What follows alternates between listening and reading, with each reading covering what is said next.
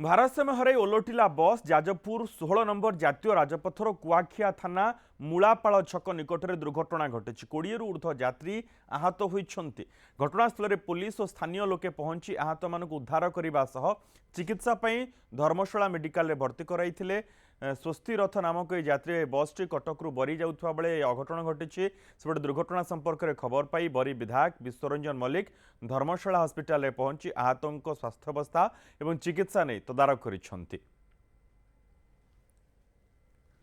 गाड़ीटा आसूला मूलापाल पाखे सीधा आगे कौन है कि कंडक्टर खाली देखुला बाड़े तो आम देखीचु गाड़ी सीधा गला बाड़े है बाड़े पलटी हो गला डांस साइड गोटे बैक आसूला कंडक्टर तो बाड़ू हाँ ये कौन सडन काटिदेला काटी से लुहा जो एंगल गुड़ा सब रास्ता लगाई बाड़े से पलटि गला।